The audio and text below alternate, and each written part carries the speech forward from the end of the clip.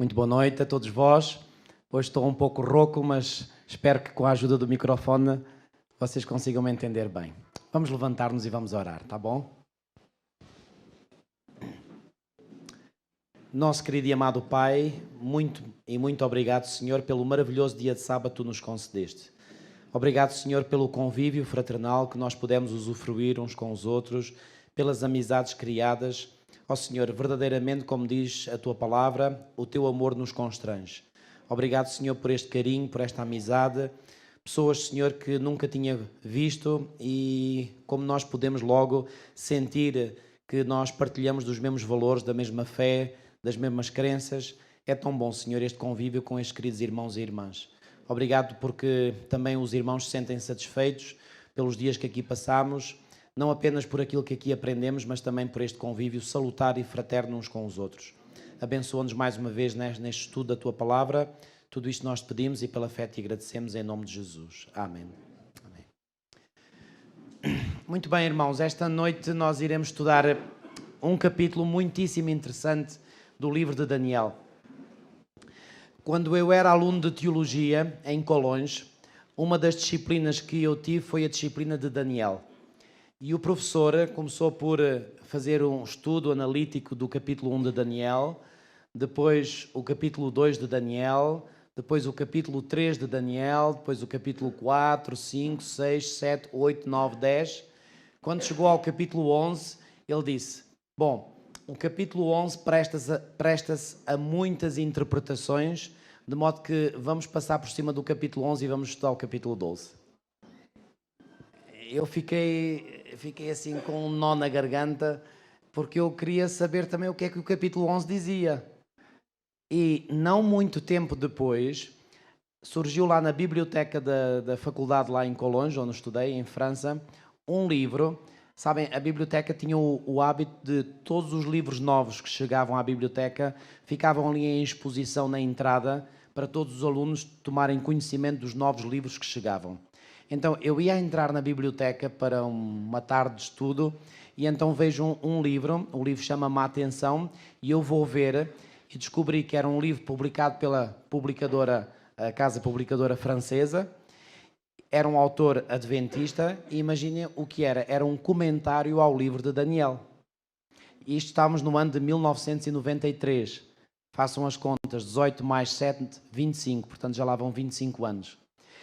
E eu faço-vos a pergunta, vocês imaginam o que é que eu tentei... fui ao índice e vi que o livro tinha 12 capítulos. Era exatamente um capítulo do livro para cada capítulo do livro de Daniel.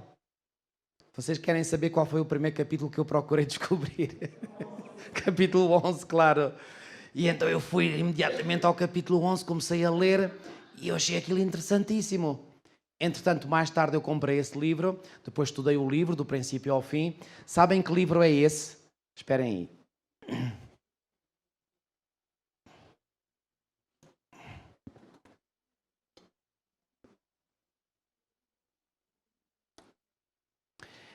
Esse livro que eu estou a falar, que eu descobri em 1993, ele foi publicado na versão original francesa. Depois, em 1999, 6 anos depois, ele foi publicado na língua inglesa. E este ano de 2018, ele foi publicado pela Casa Publicadora Brasileira em português. É este livro, Segredos de Daniel. Eu já recomendei lá em Portugal e o livro esgotou. Foi tudo a comprar o livro.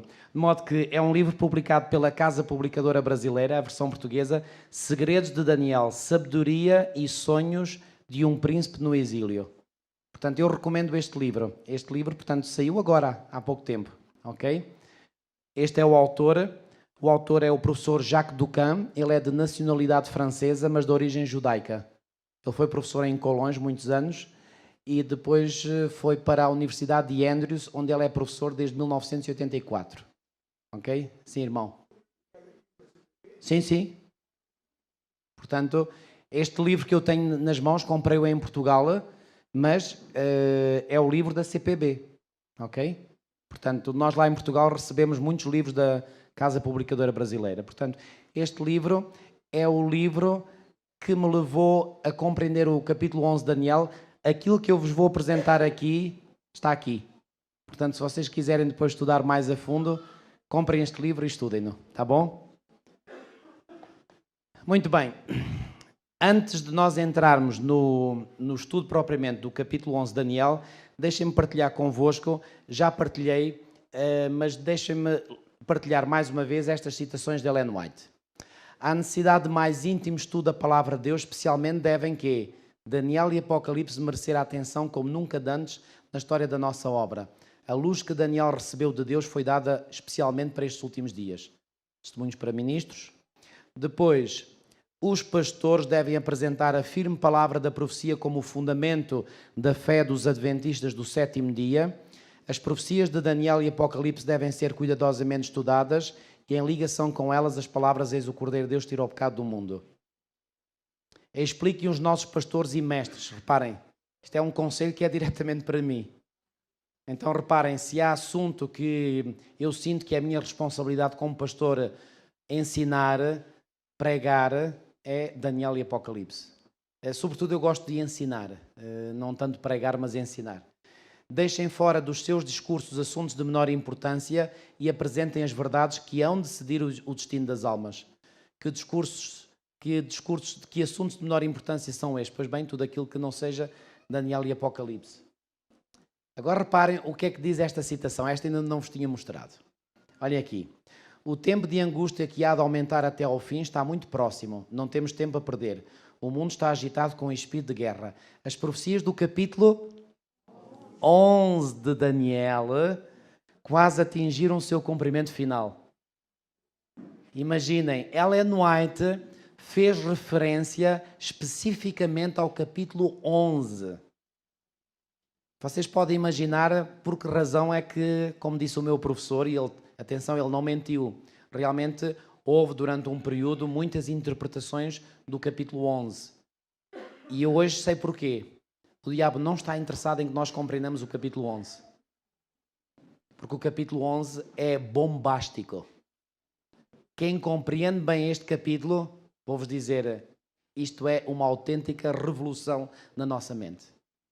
E vocês irão compreender que aquilo que nós iremos ver aqui tem implicações muito, mas muito importantes. Ok? Estão preparados para isso? Conseguem ficar despertos? Vamos lá então. Vamos começar pela estrutura literária. Não vamos pegar na Bíblia e ler o capítulo 11, porque seria um bocadinho portanto, fastidioso fazer esse estudo. Eu vou-vos apresentar o que o autor deste livro apresenta. Ele é um verdadeiro exegeta bíblico, muito bom. Eu gosto muito, eu tenho apreciado muito autores bíblicos que são judeus. Eles parecem que têm uma apetência natural para saber interpretar corretamente o texto bíblico. E então, esta estrutura literária já nos vai ajudar a compreender o capítulo 11, assim por alto, ok? Temos uma introdução no versículo 1, depois nos versículos 2, 3 e 4 nós temos a descrição. Eu estou a falar um bocadinho baixo, mas não sei se me estão a ouvir lá. Conseguem ouvir bem? Ainda bem, pronto. Nos versículos 2, 3 e 4 nós temos uma menção a um conflito entre persas e gregos, ok? Depois, o grande assunto de todo o capítulo, ou seja, eu diria o grosso do capítulo 11, está nos versículos 5 a 39 e fala de um conflito norte-sul. Que conflito é este? Pois bem, vêm lá os termos citados, o rei do norte e o rei do sul. O rei do norte faz guerra ao rei do sul, depois o rei do sul faz guerra ao rei do norte. Vamos explicar tudo isso, tá bom? E depois aparece o tempo do fim, nos versículos 40 a 45, também muito importantes para nós. Vamos agora entrar um bocadinho mais em detalhe, tá bom? No versículo 1 nós temos referência ao primeiro ano de Dario Medo. Ora bem, o Medo, vocês já estão a ver onde é que nós estamos situados historicamente. Lembram-se da profecia do capítulo 2 de Daniel, certo? Daquela estátua que o rei Nabucodonosor viu em visão. Essa estátua, nós sabemos, essa talvez seja a profecia mais simples, ou que é mais compreendida pela maioria dos membros da nossa igreja, apresenta uma sequência de reinos, começando com Babilónia, logo a seguir a Babilónia temos a Medo-Pérsia, depois temos a Grécia, depois temos Roma, e Roma nas duas fases. Roma pagã, representada pelas pernas de ferro, e temos também a Roma papal, representada nos pés. Vocês dizem, oh pastor, pera lá, eu nunca ouvi essa interpretação. Então os pés não representam as nações, os povos bárbaros que provocaram uma divisão na Europa? Sim. Mas já pensaram no seguinte, sabem que toda a profecia de Daniel 2 apresenta símbolos, ok? E o ferro das pernas representa que império? Digam lá outra vez, o Império Romano.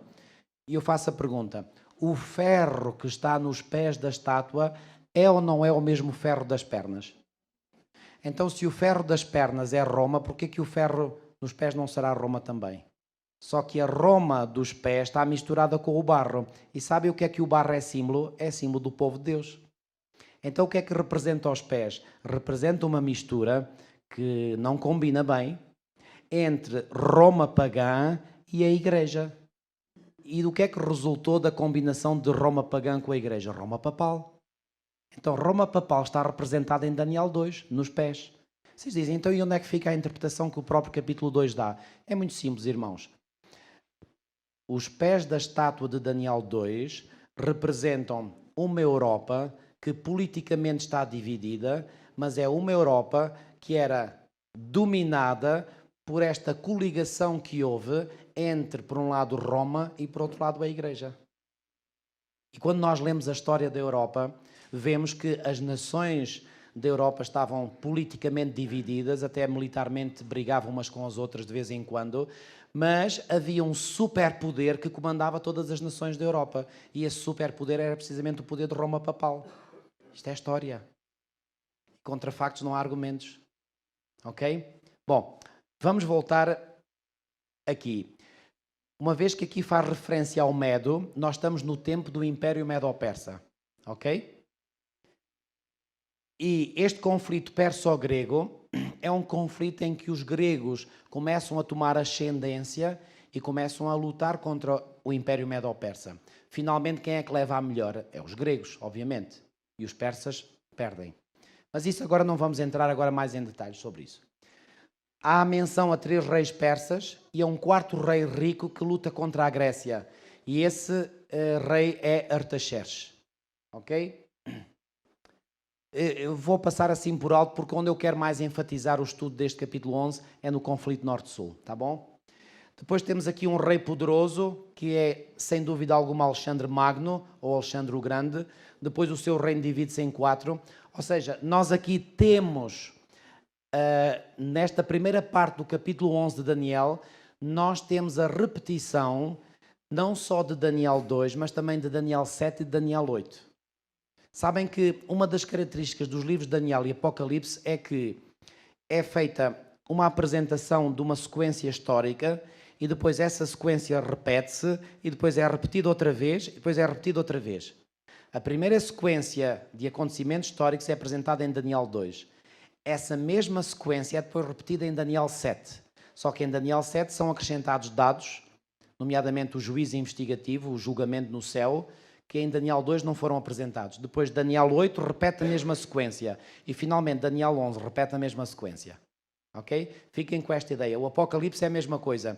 É uma sequência histórica apresentada pelas mensagens às 7 igrejas, depois a mesma sequência histórica apresentada nos selos e a mesma sequência histórica apresentada nas trombetas. Ok? Vamos avançar. Agora, no conflito norte-sul, como eu vos disse que engloba a parte central do capítulo 11 de Daniel, reparem agora o que vai aqui aparecer. Olhem aqui. Primeiro, temos um ataque do sul contra o norte. O sul ataca o norte. A seguir, o norte ataca o sul. A seguir, o sul ataca o norte. A seguir, o norte ataca o sul. A seguir, o sul ataca o norte. E, finalmente, o norte ataca o sul. O que é que nós vemos aqui? Como que um jogo de ping-pong. Diz-se aqui ping-pong? É? Aquelas mesas com uma bolinha branca. Ou seja, vai a bola para ali, vem a bola para cá. Vai a bola para lá, vai a bola para aqui. Ora ataca o rei do sul, ora ataca o rei do norte. Ora ataca o rei do sul, ora ataca o rei do norte. Há aqui uma alternância perfeita. Ok? No tempo do fim, o que é que nós temos? Reparem como é que começou, como é que acabou ali atrás. Com o norte a atacar o sul. Agora o sul ataca o norte ataca o sul. Parece que não há nada de novo aqui, a mesma sequência. Agora, atenção. Quem é que vocês pensam que a seguir deveria atacar? Era o sul. Mas olhem o que é que vai acontecer. O norte ataca o sul e finalmente o sul alia-se ao norte contra o glorioso Monte Santo. Estão a ver, no fim, o esquema muda. Em vez da alternância que nós vemos, portanto, na parte central do capítulo 11, agora chegamos aqui ao final do capítulo e aqui o que é que parece haver? O norte a tomar a preponderância sobre o sul. Mas o sul não desaparece de cena.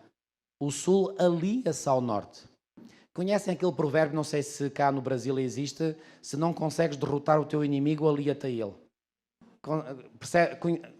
Conhecem esse provérbio? Aqui podíamos dizer que este provérbio aplica-se aqui ao rei do sul. Como o rei do sul começa a ver que não tem hipótese de sobreviver perante o rei do norte, então o que é que ele faz? Para não desaparecer, faz aliança com o rei do norte. E vocês dirão, ó pastor, mas você está a falar a linguagem codificada, o que é que isso significa? Já lá vamos. Não se esqueçam disto, fiquem com isto na mente, está bem? Só estamos agora a apresentar a estrutura, pois vamos analisar o que é que significa cada uma destas coisas, está bom? Está claro? E finalmente, o capítulo 11 de Daniel termina com uma referência à vitória do Altíssimo. E atenção que esta vitória do Altíssimo significa o quê? O fim do norte. Obviamente, como o sul já se tinha aliado ao norte, quando o Altíssimo ganha a vitória sobre o norte, isso quer dizer que também ganha a vitória sobre quem? O sul também. Porque o sul aqui já está unido ao norte. Falando do norte, este norte aqui é o norte e sul, porque formaram já uma coligação. Tá bom? Muito bem. O anjo Gabriel, agora vamos entrar um bocadinho mais em detalhes. O anjo Gabriel retoma a história no seu início, ele volta atrás ao primeiro ano de Dario o Medo, o momento em que Daniel tinha recebido a revelação do ponto de partida da linha profética. Capítulo 9. Eu tenho pena de não... Se eu tivesse mais tempo eu ia entrar aqui em vários detalhes, porque isto precisava de ser estudadinho ao pormenor. Não vou passar por cima, tá bom? Ok? Até porque isto já é história passada. Já não interessa tanto para nós como que diz respeito aos nossos dias hoje. Estão a perceber? E como se fosse por acaso, o primeiro rei sobre o qual a profecia se demora numa pausa significativa é precisamente o persa Artaxerxes, o mesmo que marcou o ponto de partida de quê? Das 70 semanas e das 2300 tardes e manhãs. Ou seja, no capítulo 11 de Daniel, Daniel faz ênfase a este rei, porque este rei teve um papel muito importante. É que o decreto que ele publicou e que vem mencionado em Esdras 7 marca o ponto de partida quer das profecias das 70 semanas, quer da profecia das 2300 tardes e manhãs. Estão a perceber a importância deste rei? Por isso é que ele é mencionado aqui especificamente na profecia. Eis que ainda 3 reis se levantarão na Pérsia, é o que diz Daniel 11:2, e o quarto, não diz o nome, mas nós podemos perceber claramente, e já vos vou dizer porquê, será acumulado de grandes riquezas mais do que todos, e tornado forte por suas riquezas, empregará tudo contra o reino da Grécia. Esta interpretação é não somente corroborada pela tradição judaica, ou seja, a tradição judaica diz que este rei, que não é mencionado pelo nome, que Daniel fala, é o rei Artaxerxes. Porquê? É igualmente confirmada pela história, tal como o retrato profético afirma, Artaxerxes de facto distinguiu-se como um soberano de uma riqueza considerável. E a profecia descreve-o como sendo um rei rico. E a história comprova que Artaxerxes foi realmente um soberano muito rico. Ok? Após Artaxerxes, o rei ao qual o anjo Gabriel fez alusão é ainda mais fácil de reconhecer. A linguagem do anjo nos versículos 3 e 4 é a mesma Daniel 8:8. Querem ver? Daniel 8:8 diz isto, olhem aqui. O bode se engrandeceu sobremaneira e na sua força, o que é que lhe aconteceu? Quebrou-se-lhe o grande chifre e em seu lugar saíram 4 chifres notáveis para os 4 ventos do céu. Olhem agora a linguagem de Daniel 11. Daniel 11 diz assim, depois se levantará um rei poderoso que reinará com grande domínio e fará o que lhe aprouver. Mas no auge, olhem aqui, o seu reino será quebrado É ou não é a mesma linguagem? E repartido para os 4 ventos do céu. Para os 4 ventos do céu. E nós sabemos de Daniel 8 quem era este rei. Então fica claro quem é o rei mencionado em Daniel 11. Aqui estamos no capítulo 11 em presença de uma repetição de coisas que já tinham sido mencionadas por Daniel no capítulo 8. Trata-se, por conseguinte, do mesmo rei Alexandre Magno, cujo reino, com efeito, foi repartido após a sua morte entre os seus generais para os 4 ventos do céu, nas 4 direções. Quando este rei, o rei, portanto, Alexandre Magno, faleceu, ele faleceu relativamente jovem, dizem um relato histórico que ele tinha apenas 33 anos de idade. Pois bem, os seus generais começaram a lutar entre eles para ver qual deles é que seria o sucessor. Nenhum deles conseguiu levar a melhor e então acabaram por repartir o Império Grego pelos 4. Ok? Isto é o que a profecia de Daniel 8 diz, a profecia de Daniel 11 diz. Estamos aqui na presença da etapa do reino da Grécia, já conhecida dos capítulos 2, 7 e 8 do mesmo livro de Daniel. Aqui não há dúvida absolutamente nenhumas. E reparem, quando o meu professor disse que o capítulo 11 presta a várias interpretações, não nesta primeira parte. Nesta primeira parte é unânime. Não há divergências de opinião. Onde aparece mais a divergência de opinião é na identidade do rei do sul.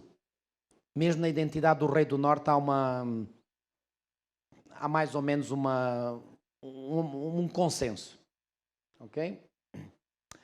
A etapa seguinte vem, tal como já tinha acontecido no capítulo 8, superficialmente referida. Porque o seu reino, e aqui este reino refere-se aos 4 generais sucessores de Alexandre, será arrancado, reparem, será arrancado quer dizer que termina ali aquela dinastia, digamos assim. Será arrancado e passará a outros, mas a outros quê? Fora dos seus descendentes. Então o que é que isto pressupõe? Pressupõe que se passa de um reino a outro. Isto é uma linguagem muito simples, muito simplificada, mas revela que se passa do reino da Grécia, que já tínhamos identificado nos versículos anteriores, para o reino, qual é o que vem a seguir à Grécia? Roma, exatamente. O reino passa, portanto, a um outro poder que vem após as 4 divisões do período helenístico ou grego. Este novo poder não se pode referir a nenhum outro senão a Roma. Até aqui tudo bem? Esta é a parte fácil, ou a mais fácil. Okay? A outra não é difícil também. Agora, vamos entrar então no conflito Norte-Sul. Agora aqui é que a coisa começa a ser muito interessante. Olhem aqui. A história que se segue no capítulo 11 de Daniel situa-se cronologicamente falando após o Império Romano. Portanto, vimos que até aqui, a profecia de Daniel 11, leva-nos até ao tempo de Roma. Então já não estamos para trás de Roma, agora é para a frente de Roma, ok?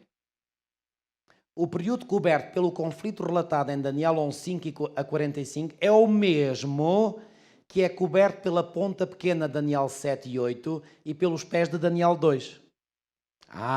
Então o conflito norte-sul, mencionado em Daniel 11, onde é que nós o colocamos historicamente?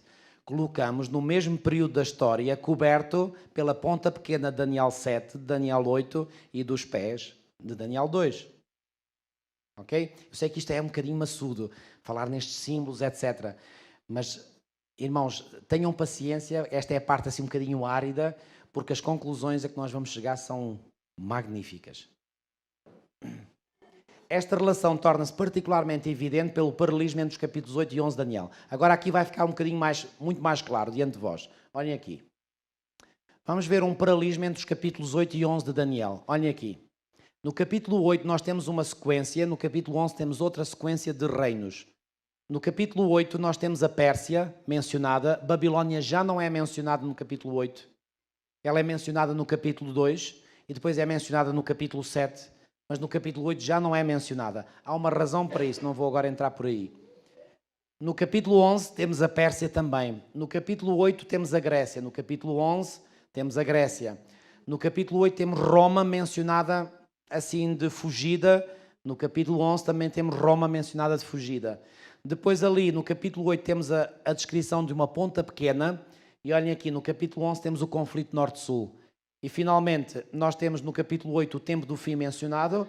E no capítulo 11 temos o tempo do fim. Olhem para este quadro.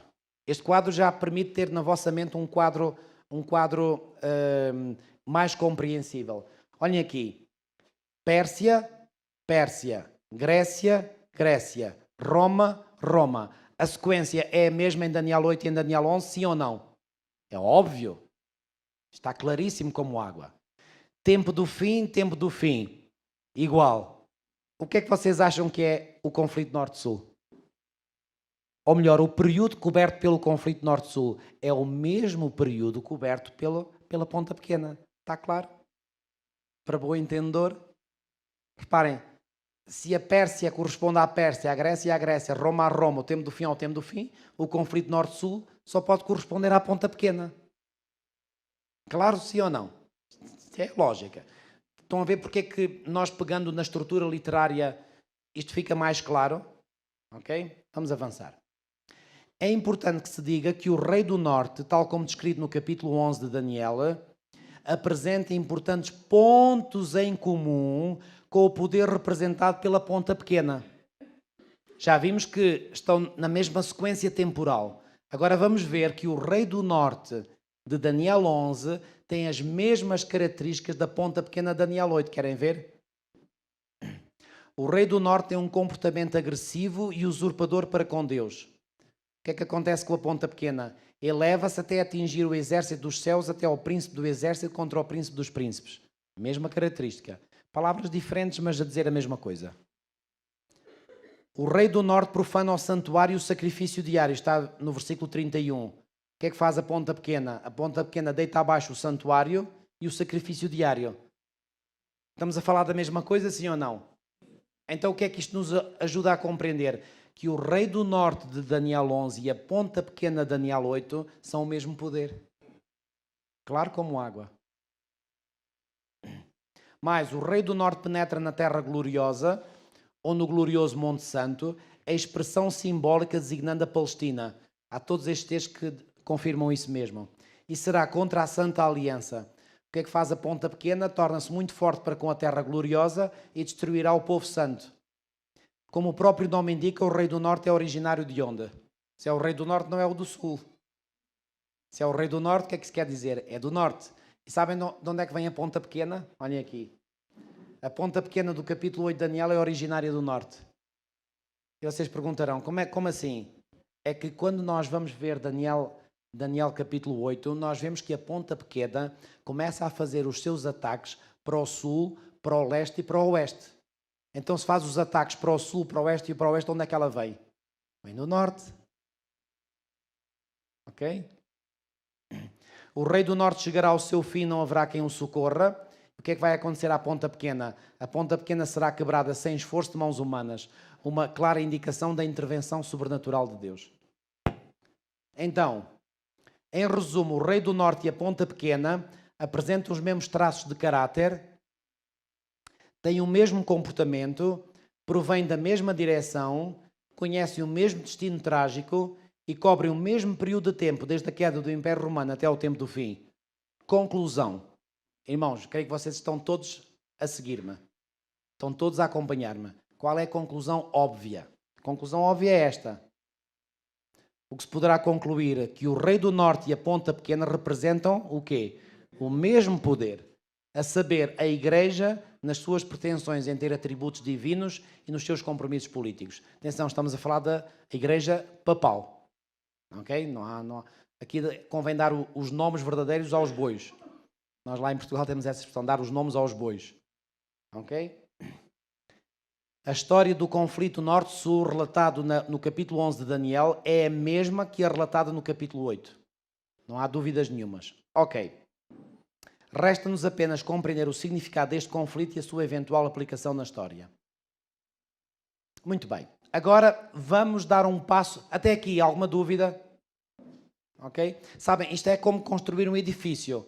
Para nós chegarmos ao 20º andar, os fundamentos têm que estar muito bem sólidos e depois o primeiro andar, o segundo andar, o terceiro andar, porque se nós construirmos, quisermos passar para o andar de cima e o andar de baixo não está bem solidificado, então eu quero que a vossa compreensão esteja clara para podermos subir agora. Tá bom? Podemos avançar? Muito bem. A partir do versículo 5, o relato desenvolve-se em 6 secções, seguindo um paralelismo que coloca em evidência uma relação simétrica entre as 3 primeiras partes e as 3 seguintes. Não sei se repararam há bocadinho, eu vou repetir aqui, olhem aqui. Os ataques do norte e do sul descrevem um movimento alternado, foi o que eu chamei do ping-pong. Ora ataca o rei do norte, ora ataca o rei do sul. Ora ataca o rei do norte, ora ataca o rei do sul. Olhem aqui. Vejamos novamente o quadro inicial. Olhem aqui, o sul ataca o norte ataca o sul ataca o norte ataca o sul ataca o norte ataca o sul. Reparem, irmãos, o que é que nós vemos aqui? Não apenas uma alternância perfeita, mas igualmente uma simetria. Sabe o que é uma simetria? Por exemplo, eu lembro quando eu era estudante no início do ensino secundário, uma vez numa aula de desenho, a professora disse-nos, olha, peguem numa folha de desenho, que era uma folha branca, ponham lá tinta, lá em cima da folha, tintas, várias cores, e depois dobrem a folha exatamente ao meio e espalhem as tintas. Depois abram a folha. Vocês têm um desenho simétrico. Ok? Então reparem aqui. Olhem aqui. Sul, norte, sul. Olhem agora aqui a simetria. Sul, norte, sul, norte, sul, norte. É o simétrico. Então o que é que nós temos aqui? Nós temos aqui uma progressão de acontecimentos que é rigorosamente simétrica e alternada. O que é que isto imediatamente nos fará pensar? Será que na história as coisas aconteceram assim tão certinhas? Ora agora atacava um, ora agora atacava o outro, ora um, ora o outro. Acham que na história as coisas são assim tão certinhas, tão lineares? Dificilmente. Então o que é que isto imediatamente nos deve pensar? É aqui que este autor, Jacques Ducan, tem uma ideia absolutamente genial. Olhem aqui. Este caráter literário de regularidade e simetria deveria precaver-nos contra uma estrita interpretação histórica do texto bíblico. O que é que ele está a dizer? Isto é certinho demais. Então isto deve imediatamente fazer o leitor pensar que estamos aqui na presença de algo simbólico. Então, se é simbólico, então nós vamos ter que ir procurar na Bíblia as chaves de interpretação para o simbolismo que encontramos aqui. Conseguiram-me acompanhar neste ponto, sim ou não? Assim como, por exemplo, para nós interpretarmos corretamente o livro do Apocalipse, nós temos que saber interpretar corretamente os símbolos. Aqui, nós estamos claramente perante um símbolo, logo temos que saber interpretar os símbolos. Outro exemplo, quando Jesus falou por parábolas, as parábolas eram uma linguagem simbólica, não era literal. Estão de acordo comigo? Até uma vez os discípulos chegaram ao pé de Jesus e disseram, explica-nos a parábola do joio. Porquê é que vocês acham que eles fizeram essa pergunta? Eles não tinham percebido nada, não tinham percebido patavina.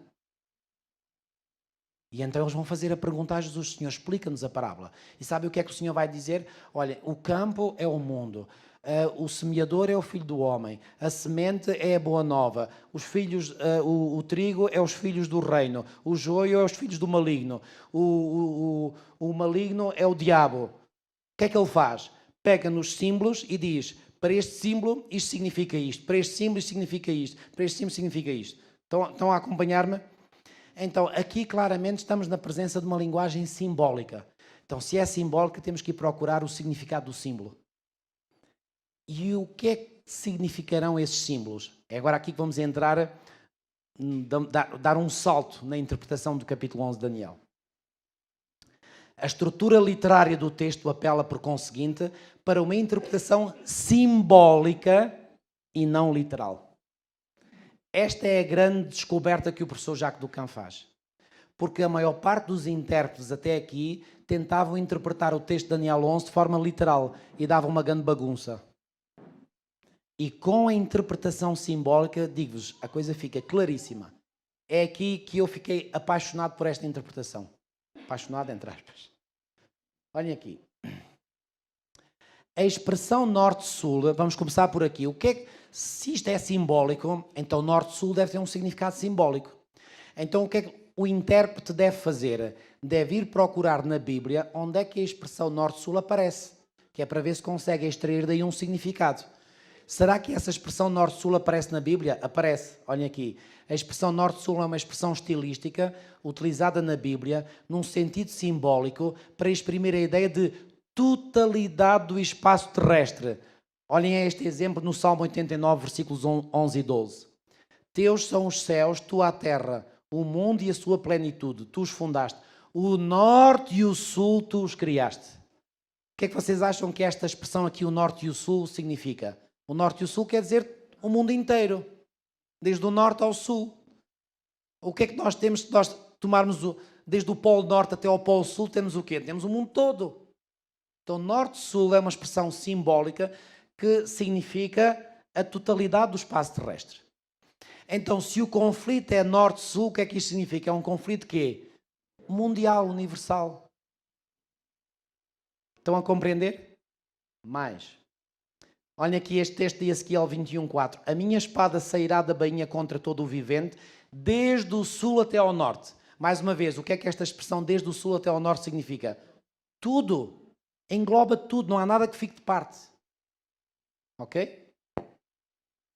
Além disso, na tradição bíblica, a referência ao norte, assim como a referência ao sul, está carregada de um sentido espiritual preciso. Querem ver o que é que o norte... Já vimos o que é que significa a combinação norte-sul, mas agora há um significado simbólico para norte e há um significado simbólico para sul. Querem descobrir quais são? Agora aqui é que está a grande chave de interpretação. Os profetas viam o mal e as ameaças de perigo surgirem do norte. Olhem para este texto, Isaías 14. Uiva à porta, grita à cidade, tu, ó Filístia, toda treme, porque do norte vem fumaça e ninguém há que se afaste das fileiras. Do norte vem fumaça, o que quer dizer? Do norte vem destruição. Já agora, sabem por onde é que os babilónios entravam em Israel quando atacavam Israel? Sempre pelo norte.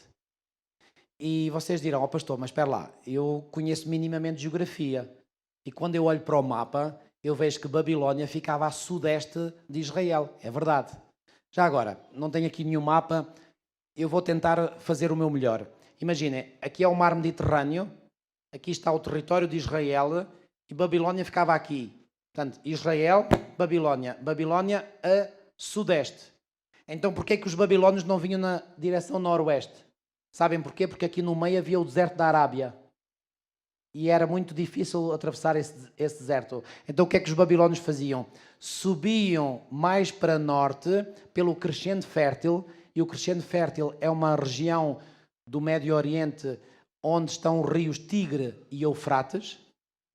E eles fizeram o mesmo percurso que Abraão fez quando Deus o chamou a sair de Ur dos Caldeus e ele caminhou até Harã. Essa era um itinerário que era fácil de se fazer, porque era junto aos rios, não era tão havia tanto calor, havia água, eles podiam beber água do rio. Então, o que é que os babilónios faziam? Eles subiam mais para norte, até mais ou menos Harã, e depois de Harã desciam para sul para invadir Israel. Por isso é que os babilónios invadiam sempre Israel pelo norte. Então, para os judeus, as invasões do norte estão associadas à Babilónia. Estão a entender? Ok. Disse-me o Senhor, do norte se derramará o mal sobre todos os habitantes da terra. Isto é uma profecia de Jeremias que se referia às invasões, que foram 3, que os babilónios iam fazer a Judá. Ok? O habitante de Israel sabia que os exércitos babilónicos vinham do norte. Daí que na mentalidade judaica, Babilónia, o poder usurpador de Deus, tenha sido rapidamente associado ao norte. Mais, é verdade que esta simbologia encontrava no antigo Médio Oriente um terreno favorável, uma vez que, segundo a mitologia cananeia, era no norte que residia o deus Baal, ainda pior. E já agora, não é por acaso que na mitologia pagã o rei Baal habitava no norte. Vocês já irão perceber porquê. Sabem que na mentalidade dos pagãos nem tudo é errado. Às vezes o que é que acontece? Há uma verdade que é distorcida. E se nós conseguirmos corrigir a distorção, muitas vezes nós retiramos daí uma verdade também. Por exemplo, a Bíblia fala do relato do dilúvio. Vocês sabem que na maior parte das civilizações antigas há relatos sobre uma grande inundação, um dilúvio também. Só que esse relato já está um bocadinho desfigurado. Mas uma coisa une todos esses relatos, é que houve uma inundação, houve um dilúvio. Qual é a conclusão lógica? Houve um dilúvio. Estão a perceber?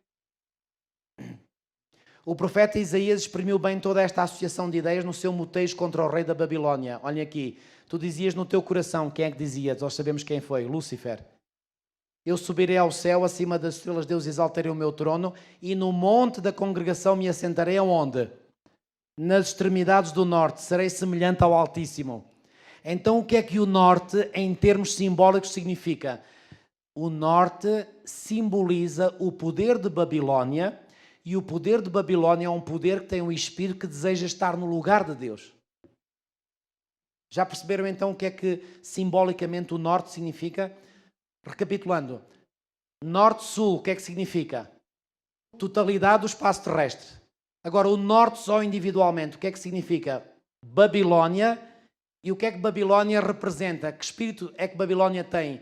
Um espírito usurpador, um espírito que é o mesmo espírito de Lúcifer, de querer estar no lugar de Deus.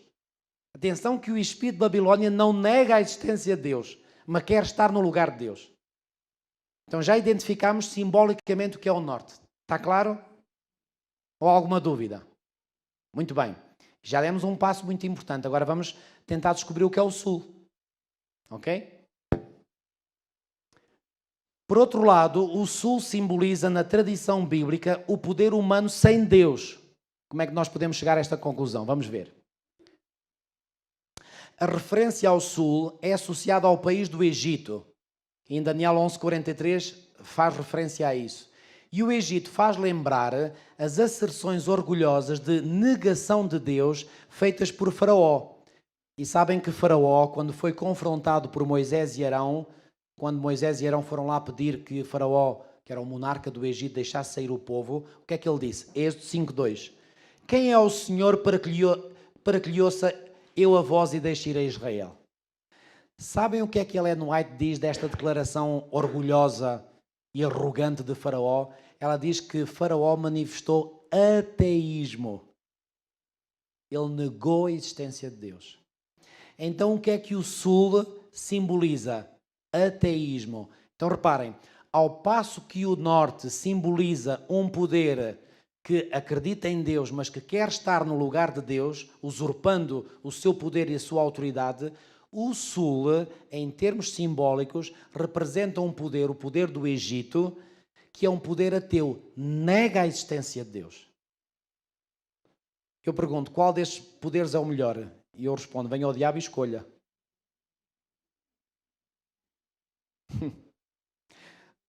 Em termos geográficos, o rei do norte, Babilónia, o rei do sul, Egito. Babilónia por causa daquelas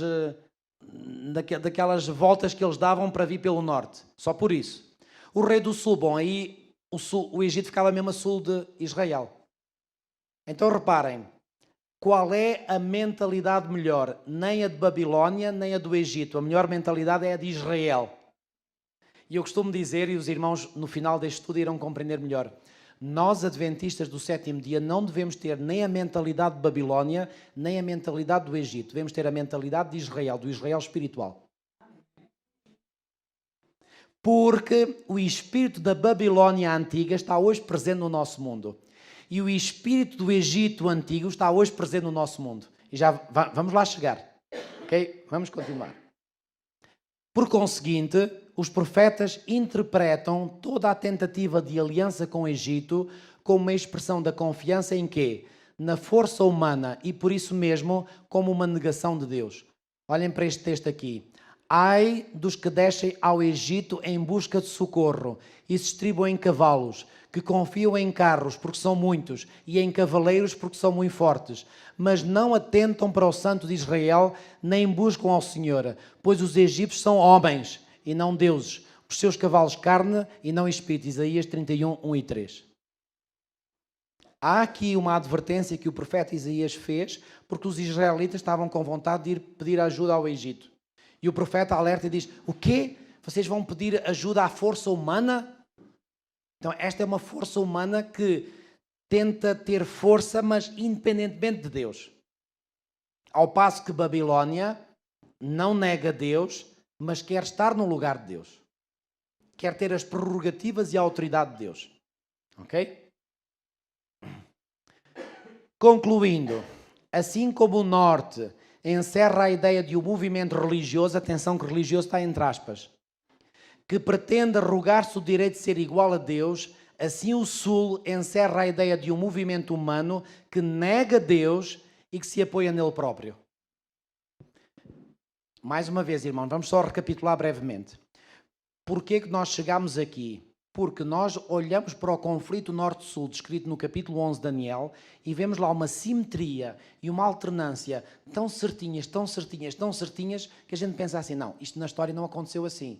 Então imediatamente a nossa mente pensa, isto não é linguagem literal, tem que ser linguagem simbólica. Se é linguagem simbólica, então nós temos que interpretar isto como símbolos. E vamos à procura na Bíblia do que é que estes símbolos significam. E nós descobrimos 3 coisas. A referência norte-sul significa a totalidade do espaço terrestre, ou seja, há um conflito universal. O norte representa a Babilónia, ou seja, um poder que se arroga ou quer ser igual a Deus. E o sul representa o Egito, ou seja, um poder que nega Deus e que se apoia nele próprio. Está claro? Muito bem. Agora já atingimos o principal em termos de interpretação. Agora vamos fazer uma aplicação à história. Ok? O tema do conflito norte-sul. Pensamos por um lado no poder eclesiástico que se ergueu até ao ponto de querer representar Deus sobre a terra, com tudo o que isso implica de abusos, usurpação e enganos. Estamos a fazer uma referência ao norte. Pensamos por outro lado nos movimentos filosóficos e políticos que quiseram negar a existência de Deus para recorrerem apenas à política e à razão humana. Isto é o sul. Olhem aqui. Política e razão humana. Já vou comentar um pouco sobre isto. Fixem só isto agora. Exemplo do poder do norte. O poder da igreja manifestado durante séculos consecutivos. Aqui é fácil de identificar. E como eu vos disse há pouco, não há quase diferenças de opiniões quanto à identificação do poder do norte. O poder do norte, Roma papal. Ponto final, parágrafo. Agora, exemplos do poder do sul. Também não é muito difícil encontrar. Exemplos do poder do sul. A perseguição dos imperadores romanos pagãos, Nero, Diocleciano, Juliano. Roma pagã foi um poder que manifestou o espírito do rei do sul. Ao passo que Roma papal já vai manifestar que espírito? O espírito do rei do norte. Mas o poder do rei do sul não se manifestou só aqui nesta fase. Olhem aqui. O ataque intelectual neoplatónico, o que é que isto quer dizer? Sabem que muitos teólogos da igreja cristã original foram influenciados filosoficamente por muitos autores gregos, nomeadamente autores neoplatónicos. As ideias de Platão e de outros introduziram-se dentro da teologia cristã. Querem um exemplo? A ideia da imortalidade da alma veio da filosofia grega. E os gregos eram um poder ateu. Os gregos não acreditavam em Deus. Era só, reparem, não é por acaso que se diz que a filosofia nasceu aonde? Na Grécia. E a filosofia faz apelo apenas à razão humana. É a mente humana a pensar por si, independentemente de Deus. Então, Grécia, o poder grego representou o poder do sul por excelência. E esse poder da Grécia antiga continua a manifestar-se ainda nos nossos dias. Já iremos ver. Depois aparecem aqui estas correntes humanistas do Renascimento, que são muito bonitas na sua aparência, lindas. Eu lembro de ter estudado durante os meus anos de faculdade alguma coisa sobre o humanismo. Aquilo é muito bonito. É só na aparência. Que aquilo vai ser espremido, não dá nada. E estas correntes humanistas aconteceram no Renascimento, que é aquele momento da história em que surgiu também a Reforma Protestante. Depois, a Revolução Francesa. Isto foi um expoente máximo do espírito do Rei do Sul. Se vocês lerem com atenção o capítulo 15, escutem bem e fixem, capítulo 15 do livro O Grande Conflito. Fala lá, a escritura que é religioso.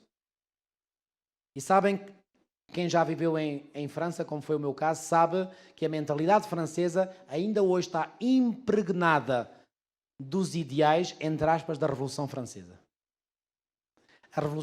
A mentalidade francesa, amigos, eu vou-vos dizer, é única no mundo.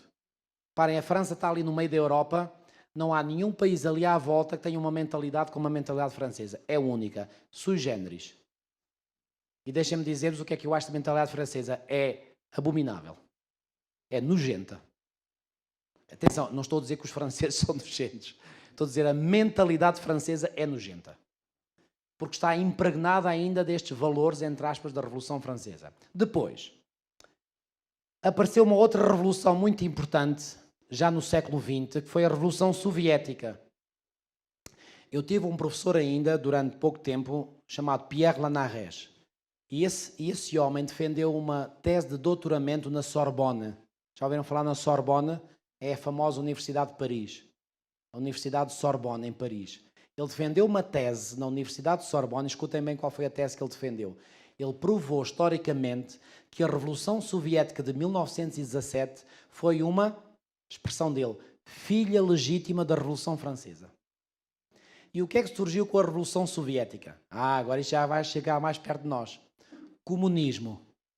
Comunismo político. E mais, surgiram, olhem aqui, surgimento de ideologias e governos materialistas e ateus. Já agora, os 13 anos do governo do PT aqui no Brasil, é rei do Norte ou é rei do Sul? Rei do Sul. Agora já vocês começam a despertar. Estamos já muito perto dos nossos dias. Ok? Vamos ver ainda mais. Agora, o que é que acontece no tempo do fim? Estamos quase a acabar. Inicia-se com um ataque do Sul contra o Norte. Atenção, quando é que começou o tempo do fim? Quem sabe profecias? 1798. Qual era o grande poder que em 1798 estava a levantar a cabeça? Era a França. Foi a França com a Revolução Francesa. E a França tanto levantou a cabeça que até deu uma trolitada no outro poder que até ali dominou. Qual é o outro poder que dominou com mão de ferro até ali? Roma papal. Então o que é que acontece no início do tempo do fim?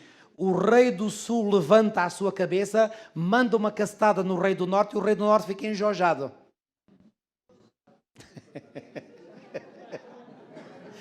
É mais um termo que vocês aprendem. Vocês perceberam o que eu quis dizer, não perceberam? Pronto, é o mais importante. Então, inicia-se com um ataque do Sul contra o Norte, cujo relato sóbrio e breve contrasta com a réplica pesada e estrondosa do Norte. Este Norte, só que o Norte não vai ficar caladinho. Ele leva a ferida de morte, mencionada em Apocalipse 13. Quem é que dá a ferida de morte à besta que sobe da terra, de Apocalipse 13, que representa o papado católico ou romano? Quem lhe infligiu a ferida de morte foi a França. Já agora, a França vem mencionada no livro do Apocalipse.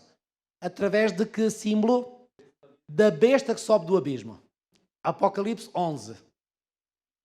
Então reparem, vou-vos dizer uma coisa. Nós, adventistas, temos falado muito da primeira besta do Apocalipse 13. Temos falado muito da segunda besta do Apocalipse 13. Mas temos falado muito pouco da besta que sobe do abismo de Apocalipse 11.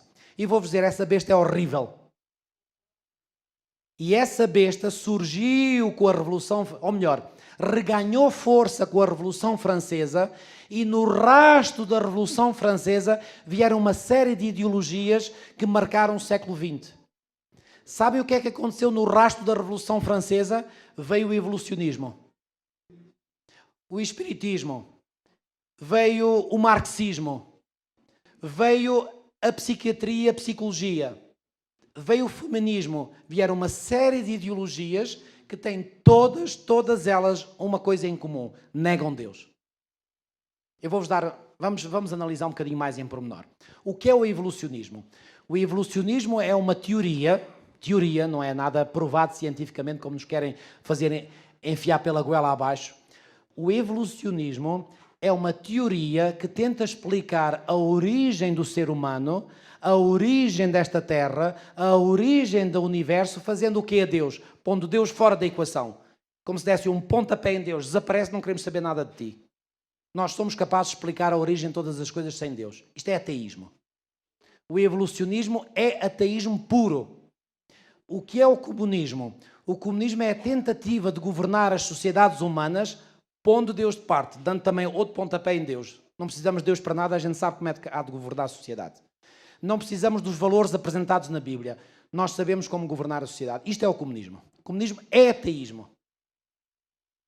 O que é psiquiatria e psicologia? Já agora, sabem que eu trabalhei em psiquiatria como enfermeiro e sabem que, eu vou usar esta expressão, a Conferência Geral dos Psiquiatras do mundo inteiro é a Associação Americana de Psiquiatria. É para lá onde todos os psiquiatras põem os seus olhos. Se vocês fizerem uma busca na internet e procurarem American Association of Psychiatry e procurarem o símbolo dessa associação, no símbolo aparece lá uma data. Sabem que data é essa? 1844. Vocês já acham que foi por acaso que todos estes movimentos, todas estas ideologias ateias surgiram ali à volta de 1844? Lembram-se da apresentação que eu fiz aqui ontem? O que é que estas ideologias estão a fazer? O diabo está a apresentar uma série de ideologias para combaterem o quê? A mensagem que o povo remanescente teria que apresentar a partir de 1844. O diabo é inteligente. Mas o que é, por exemplo, o feminismo?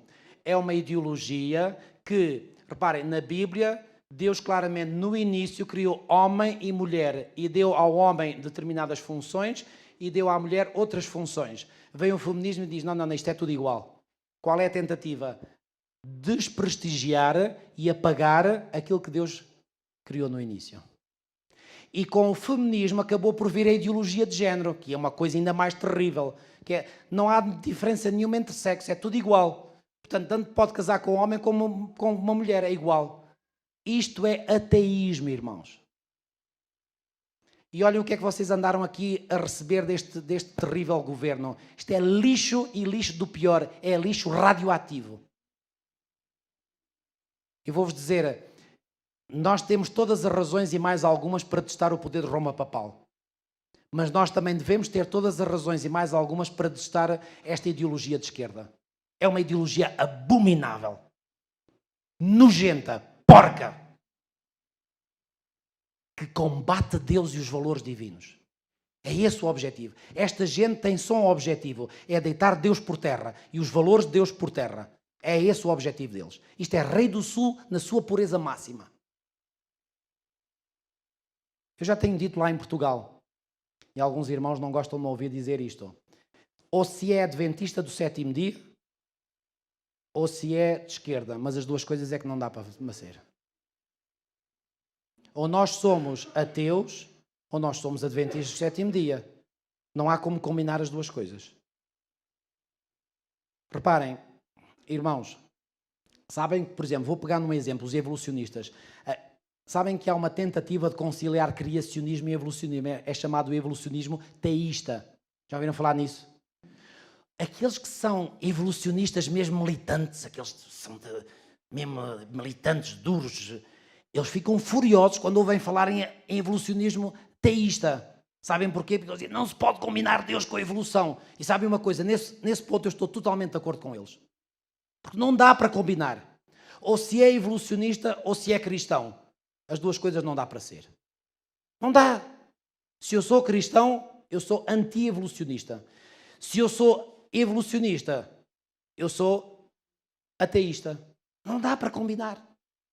Então, ou sou cristão e não sou evolucionista, ou sou cristão e não sou comunista, ou sou cristão e não sou feminista, ou sou cristão e não partilho da ideologia de género e todas essas ideologias de lixo. Desculpem-me a falar desta forma, mas eu tenho nojo e tenho asco a essas ideologias, porque eu já percebi que essas ideologias opõem-se claramente a Deus e aos seus valores. Tentam deitar, reparem, já agora, eu não recomendo como em tudo o que ele diz, mas eu já assisti a uns seminários de um padre que é muito famoso aqui no Brasil, que é o padre Paulo Ricardo. Não sei se já ouviram falar dele, se o conhecem. Ele tem uns seminários sobre a Revolução Cultural Marxista. Eu vou-vos dizer, eu fiquei encantado a ouvir aquele homem. E sabe o que é que ele faz?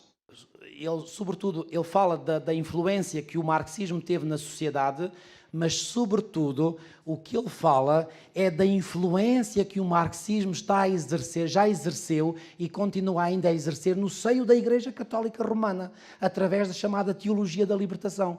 A Teologia da Libertação foi uma tentativa de misturar marxismo com catolicismo. E o padre Paulo Ricardo, ele fica com os cabelos em pé e diz, não, temos que rejeitar isso, temos que tirar isso da Igreja Católica. E vou-vos dizer uma coisa, o marxismo cultural, como ele chama, também entrou dentro da Igreja Adventista do Sétimo Dia. E nós não podemos ser tolerantes com essas ideias. Simplesmente não podemos. Atenção, devemos ser tolerantes com as pessoas, não com as ideias. Nós sabemos, por exemplo, que Cristo odiava o pecado, mas quê? Amava o pecador. É a mesma coisa. Eu, quando falo com esta indignação, eu estou a falar das ideias, das ideologias, não das pessoas. Eu quero respeitar todas as pessoas, porque é o meu dever como cristão. E não pensem que eu quero aqui mover uma guerra santa contra os comunistas ou contra os católicos, nada disso. Mas contra o comunismo e contra o catolicismo, eu levanto a minha voz e a minha ação. Estão a entender isto? Agora, vamos ver o que é que vai acontecer no tempo do fim, tá bom? E com isto vamos terminar o nosso estudo. Inicia-se então com um ataque do Sul contra o Norte, isto em 1798, Revolução Francesa, mas o Norte não vai ficar parado, vai reagir. Olha aqui. Este acento tónico colocado sobre o poder do rei do Norte prepara o anúncio da sua vitória final. O rei do Norte entrará também na terra gloriosa, mas observa a profecia, a vitória não será completa. Irmãos, eu não sei se vocês já perceberam o que é que lemos aqui nesta primeira frase, mas eu vou fazer uma pausa e vou ser mais claro. Esta expressão terra gloriosa, não sei se repararam há bocadinho atrás, é uma expressão técnica que se refere à Palestina.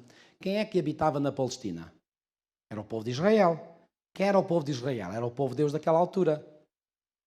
Agora, não mais existe, ou seja, o povo de Israel não é mais o povo literal. Agora é o povo espiritual de Israel. Estamos, portanto, a interpretar esta profecia de forma espiritual. E diz aqui esta profecia que no tempo do fim, o rei do norte entrará onde? Na terra gloriosa. Quem é a terra gloriosa hoje? É o Israel espiritual. Sabe o que é a profecia está a dizer? O rei do norte, que é o papado católico ou romano, vai entrar dentro do remanescente.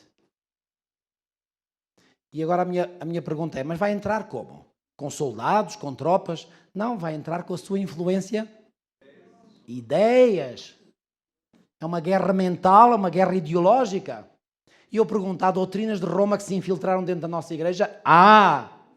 E eu digo isto abertamente e com os pés bem assentos na terra. Isto é verdade. Há ideias do rei do sul que se enfiaram cá dentro? Também há. Então nós, como povo de Deus, o que é que temos que fazer? Reagir a essas intrusões, quer do rei do norte, quer do rei do sul, no acampamento de Israel. Porque nós, israelitas, temos uma mentalidade única. Nós nem somos de Babilónia nem do Egito, somos de Israel. Não há aqui casamentos mistos, ideológicos, entre Israel e Babilónia, ou entre Israel e o Egito. O povo de Israel é para se casarem entre eles, não é para casarem com estrangeiros. Estou a usar uma linguagem simbólica, os irmãos estão a perceber onde é que eu quero chegar. Não dá para fazer casamentos doutrinários, ideológicos, com Babilónia ou com o Egito. É para sermos de Israel. E onde é que o Israel vai buscar as suas ideias? À palavra de Deus, à revelação. O irmão quer dizer alguma coisa? Irmão, vou dizer mais uma coisa. Devemos ser tolerantes com as pessoas, mas não com as ideias erradas.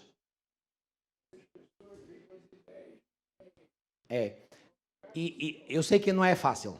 Eu sei que não é fácil. Mas nós devemos pedir a Deus força, coragem, ousadia, energia, discernimento e sabedoria para combater as ideias erradas, mas não as pessoas. Vocês dizem, isso é quase impossível. Eu sei que não é fácil. Porque eu vou falar por mim. Às vezes, se eu desse largas ao meu velho homem, eu apertava os pescoços a algumas pessoas.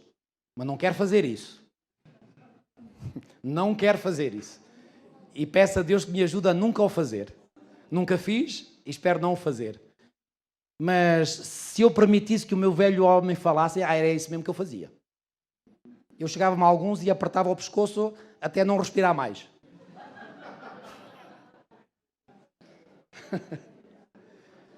Historicamente, isto significa que a igreja triunfará. Atenção, esta igreja é a igreja papal. É o rei do norte.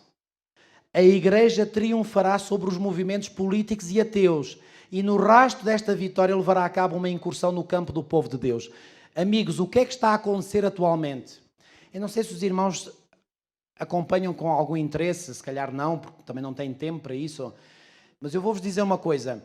Desde a vitória presidencial do presidente norte-americano Donald Trump, nós assistimos a uma mudança. Sabem o que é que estava a acontecer nos Estados Unidos? O espírito do rei do sul foi levado até ao extremo. Os 8 anos de presidência do presidente Barack Obama, atenção, aqui não interessa às pessoas. Se é Barack Obama, se é Donald Trump, as pessoas em si não interessam. Eu estou interessado nas tendências ideológicas. E a tendência ideológica que estava a ser cada vez mais forte na sociedade norte-americana eram os valores de esquerda que estavam a ser levados ao extremo. Reparem, a agenda LGBT dos homossexuais, dos maricas, estava a ser levada ao máximo. Estão-se a rir de quê?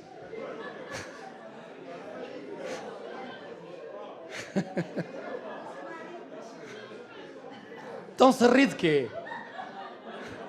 Não percebem o que é um maricas? Ah, ok. Eu volto a repetir, que é para vocês perceberem bem. A agenda dos maricas estava a ser levada muito avante nos Estados Unidos. E o Barack Obama contribuiu muito para isso. Sabem até onde é que ele chegou?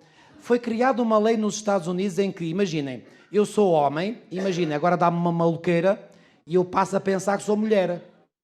Então, porque eu agora estou acometido de uma maluqueira e penso que sou mulher, então eu posso ir à casa de banho das mulheres.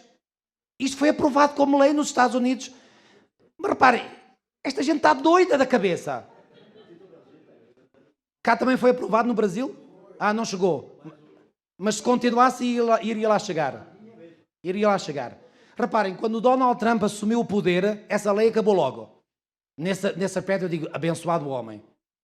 Reparem, é doidos.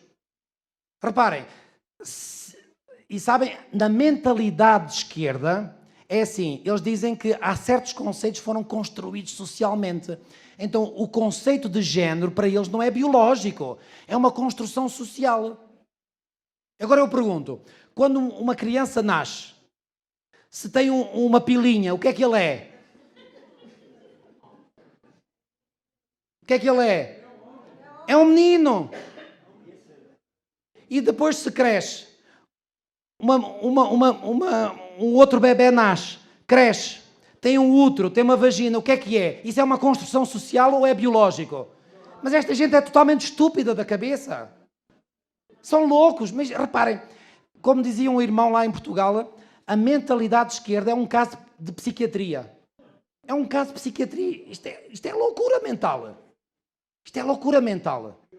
Agora, sabem porque é que eles defendem os supostos valores ou os direitos dessas pessoas, da comunidade dos maricas? Sabem porque é que eles querem defender os direitos dessas pessoas? Porque, no fundo, o que eles querem fazer é destruir os valores da família. Esse é o objetivo. Esse é o objetivo. É lançar a família de rastros. E fazendo isso, o que é que eles querem fazer? Lançar o opróbrio sobre Deus e sobre aquilo que Deus criou. Esse é o objetivo. Isto é um objetivo diabólico, sublime, diabólico.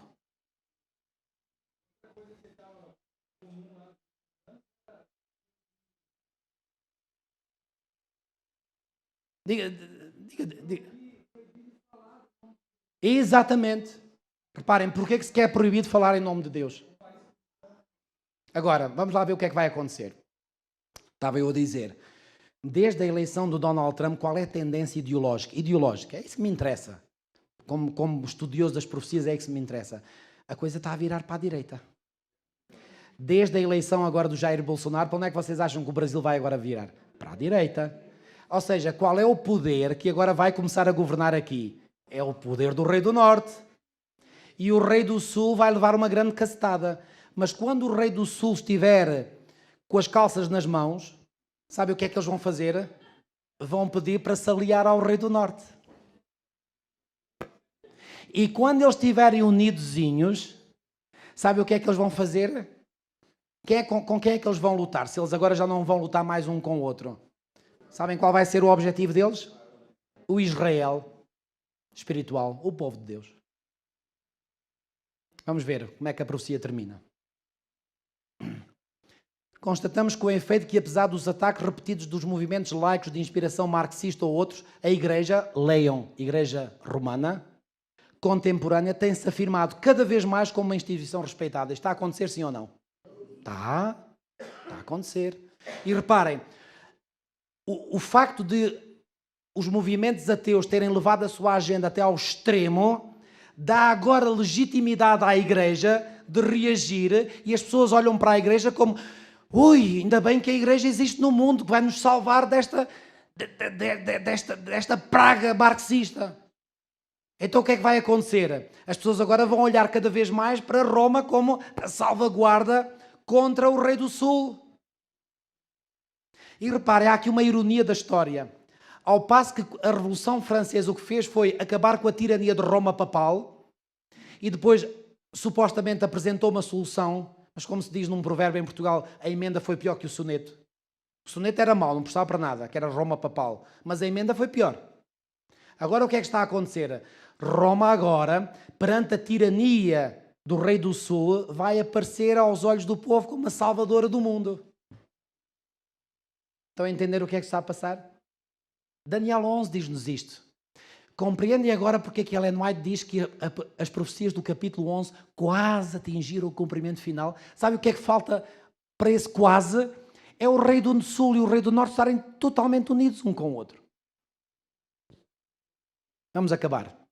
2 minutos ou 3 eu acabo. Mas se queremos na autoridade de Daniel, então saberemos que esta vitória da Igreja não é total nem definitiva. Glória a Deus.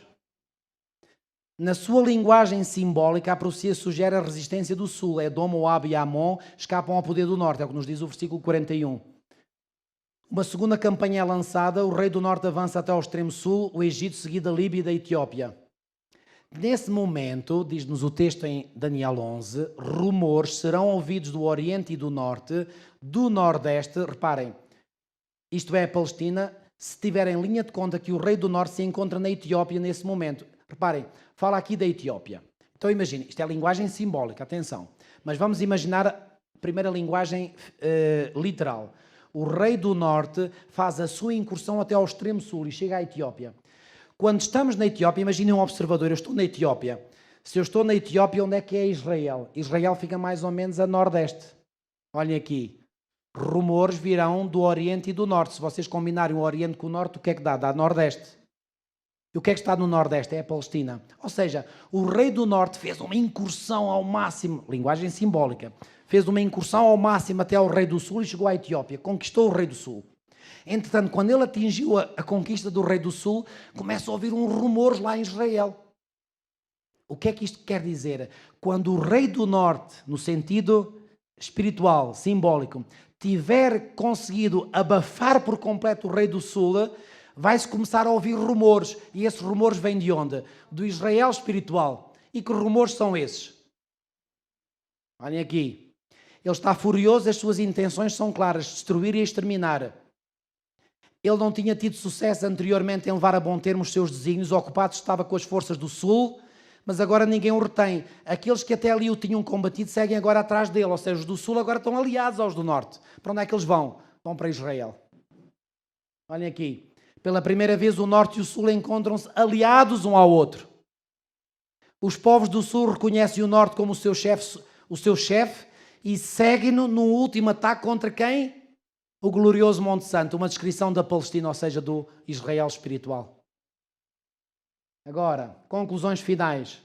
No tempo do fim, poderes que se antagonizaram durante séculos se unirão. Isto é muito importante nós sabermos. Essa união será liderada por quem? Pelo rei do Norte. O rei do Sul vai perder a preponderância. Não vai desaparecer, atenção. Não creiam que a mentalidade comunista ou de esquerda vai desaparecer. Só que ela vai ficar em submissão à mentalidade de Roma. Essa união será liderada pelo rei do Norte. O poder que se opõe se levanta contra tudo o que se chama Deus ou é objeto de culto, a ponto de assentar-se no santuário de Deus, ostentando-se como se fosse o próprio Deus. Dessa união de poderes outrora antagónicos, resultará uma coligação que intentará fazer guerra com grande furor contra o povo de Deus, com um grande furor. E aqui é que vai começar a perseguição global. Quando o rei do norte e o rei do sul estiverem ligados. Aí é tempo para o povo de Deus chorar e clamar a Deus. Mas ainda não termina aqui a profecia. E porquê? Porque este da sua terra emitiu rumores. Que rumores são estes? De facto, os sábios entre o povo ensinarão a muitos. O povo de Deus fará ouvir os seus rumores, entre aspas, pregando este evangelho do reino por todo o mundo para testemunhar a todas as nações. O que fará suscitar o furor do rei do norte e de todos os que a ele se juntaram. Que rumores são estes? É que Israel, entretanto, despertou. Houve um reavivamento, houve uma reforma e o Israel está a dar a mensagem ao mundo. Só que, entretanto, já o rei do sul e o rei do norte estão perfeitamente unidinhos, todos camaradas uns dos outros. E então o que é que vai acontecer? Eles começam a ouvir os rumores. Agora Israel começa a incomodar. E vai incomodar os dois. Não incomoda só as forças do sul, incomoda as forças do norte também, que agora estão coligados. Então agora estes coligados vão fazer guerra contra quem? Contra aqueles que estão a querer apresentar a sua mensagem. Estão a perceber o que Daniel 11 nos revela? Claríssimo como água. Armará as suas tendas palacianas entre os mares. Estes mares representam o mar Mediterrâneo e o mar Morto, que são os dois limites extremos do país de Israel, no glorioso Monte Santo. Olhem aqui, no glorioso Monte Santo. É o que nos diz a versão King James Version. Ou seja, eles vão conseguir conquistar alguns de Israel. Por essa razão, Ellen White diz no grande conflito que quando surgir a tempestade, e a tempestade é quando estas forças coligadas arremeterem contra o povo de Deus, uma classe numerosa abandonará a sua posição. Eles vão se integrar nesta coligação norte-sul. Só ficará um restinho. Exatamente. E Ellen White diz que os piores inimigos do povo de Deus virão de onde? De dentro. O povo de Deus sentir-se-á cercado de todos os lados sem qualquer possibilidade de fuga. A salvação só poderá vir de onde? De cima. Mas graças a Deus temos um Deus que estará connosco. Amém. Sabem, o capítulo 11 de Daniel termina com este ataque conjunto do norte e do sul contra o povo de Deus. Mas sabem como é que começa o capítulo 12? Nesse tempo se levantará Miguel. Que tempo é esse? Nesse tempo. No tempo em que o rei do norte e o rei do sul se unem para lançar um ataque contra o povo de Deus. Então, quando o rei do norte e o rei do sul estão prontos para lançar um ataque contra o povo de Deus, Miguel levanta-se e diz: agora, deixem a coisa que agora fica comigo. É a nossa única esperança. Mas Miguel lá está em cima. Finalmente, a derrota total e definitiva virá sobre o rei do norte, mas chegará ao seu fim e não haverá quem o socorra. Deus libertará os seus. Onde é que estamos nós no cumprimento profético de Daniel 11? Recordar a citação de Ellen White: o tempo de angústia que há de aumentar até ao fim está muito próximo. Não temos tempo a perder. O mundo está agitado com o espírito de guerra. As profecias do capítulo 11 de Daniel quase atingiram o seu cumprimento final. Irmãos, mais uma vez, o que é que falta para cumprir a profecia total de Daniel 11? Falta que o rei do norte e o rei do sul se unam completamente e iniciem uma guerra contra o povo de Deus. É o que falta. Falta mais nada. Vocês já estão a ver o rei do norte cada vez a ganhar mais poder? Atenção, as coisas poderão aparentemente melhorar aqui, porque a política do rei do sul é horrível. Mas não esperem o céu com o governo do Bolsonaro. O céu é só com o rei do universo. Não esperem nada das forças deste mundo, irmãos. E volto a recordar-vos, se nós quisermos ser verdadeiramente de Deus, nós somos israelitas espirituais, não babilónicos nem egípcios espirituais. E vou-vos dizer por último uma coisa muito pessoal. Eu já compreendi esta profecia há muitos anos. Desde que eu a compreendi, nunca mais votei nem na esquerda nem na direita. Não voto em ninguém. Porque ninguém merece a minha confiança.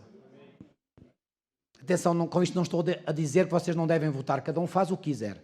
Eu não voto. Já há muitos anos não voto em ninguém.